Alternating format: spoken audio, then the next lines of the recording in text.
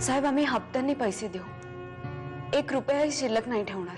अहो हे मला पटतंय, पण हे त्या फायनान्स कंपनीवाला कोण पटवून सांगणार? तुम्ही त्यांच्याशी बोललात तर मेहरबानी होईल.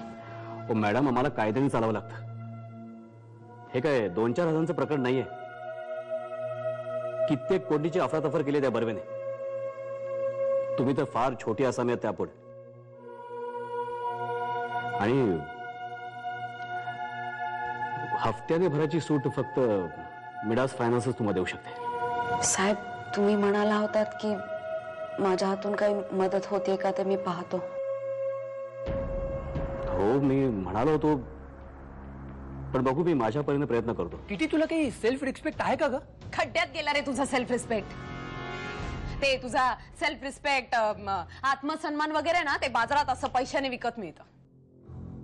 ज्याच्याकडे पैसा आहे ना त्यालाच दुनिया सल्यूट करते.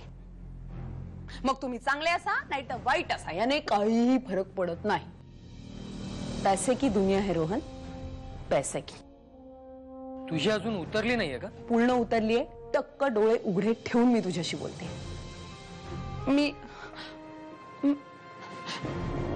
मी नमिता प्रधानला सांगेन की मी प्रेग्नेंट नाही हे कळल्यावरच मी दारू प्याले.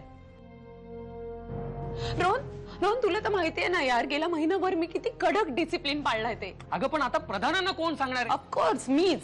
बंद करी फालतू नाटकं. त्या आशूच्या तिकडे किती मोठा प्रॉब्लेम झालाय. तिला तुझ्या सपोर्टची गरज आहे किती, कळतंय का काही? कळतंय. आधी त्या नमिता प्रधानला 1.25 किलो लोणी लावू दे.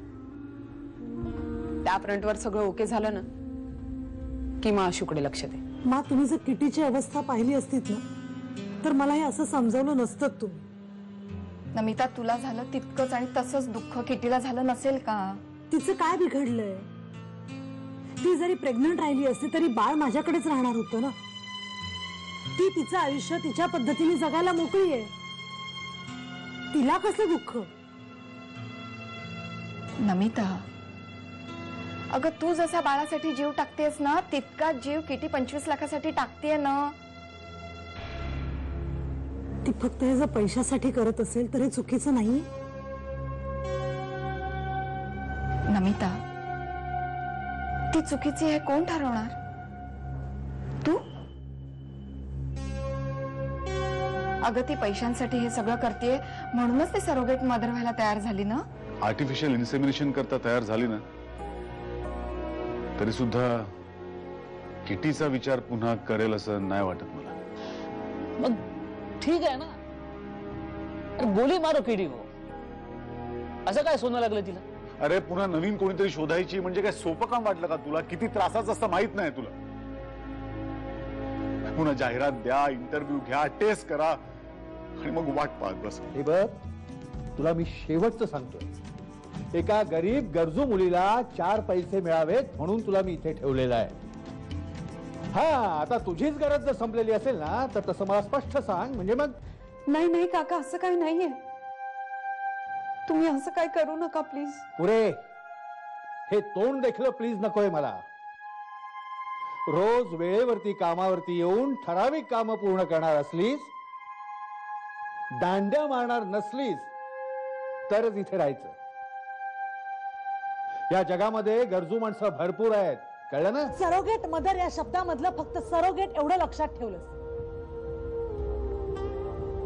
मदर हा शब्द तू पूर्णपणे विसरलीस. लायकी आहे तुझी आई होण्याची?